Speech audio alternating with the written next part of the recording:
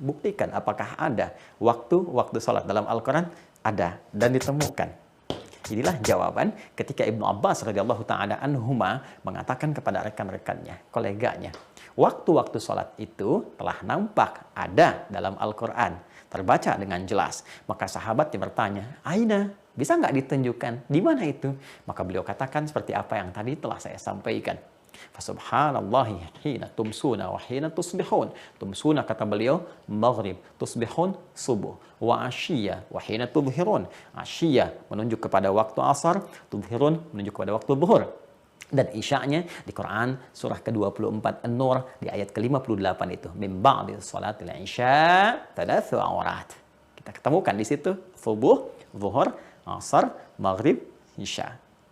Jadi kalau Anda ingin detilkan lagi, kita temukan detilnya. Subuh ditemukan di Quran surah 24 ayat 58, dikuatkan di Quran surah 30 ayat 17. Zuhur ditemukan di Quran surah 17 ayat 78, dikuatkan di Quran surah 30 ayat 18. Asar ditemukan di Quran surah 50 ayat 39, dikuatkan di Quran surah 30 ayat 18.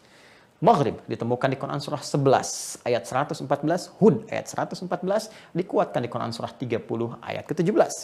Dan Isya disebut dengan namanya di Quran surah ke-24 An-Nur di ayat ke-58.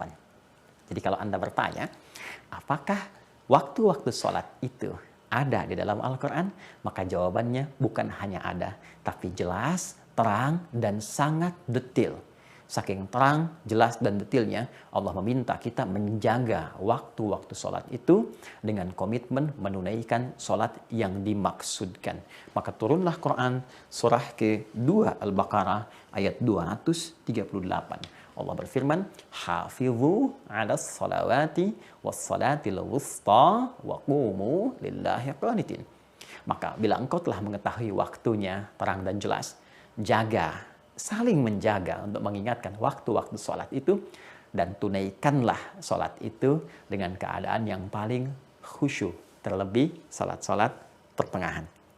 Karena itu, jika ada sekali lagi yang bertanya, apakah ada waktu-waktu sholat dalam Al-Quran? Kita jawab, bukan hanya ada, tapi sangat terang dan jelas. Dan diminta dengan jelas dan terang itu untuk menjaga dan menunaikannya dengan khusyuk. Namun bila ada yang mengatakan tidak ada waktu-waktu sholat dalam Al-Quran, walaupun saya mengerjakannya, ini patut diduga dua hal terjadi pada dirinya. Kalau bukan dia belum bagus baca Al-Quran, belum mengetahui isi Quran karena jarang berinteraksi dengan Quran, boleh jadi karena keadaan imannya yang melemah. Karena bagi orang beriman, dia pasti akan mengetahui waktu-waktu sholat. Inna sholata kanat 'alal mu'minina kitaban mawquta. Sungguh orang beriman itu akan jelas baginya nampak tentang waktu-waktu sholat itu. Sekali lagi, kalau bukan karena kurang baca Al-Quran, boleh jadi karena kurang kuat keadaan imannya.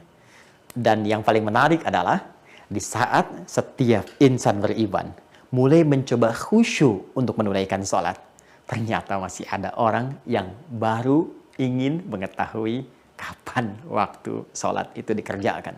Semoga Allah Subhanahu wa Ta'ala menjaga keimanan kita, kekuatan diri kita, dan memberikan kesenangan untuk berinteraksi dengan Al-Quran.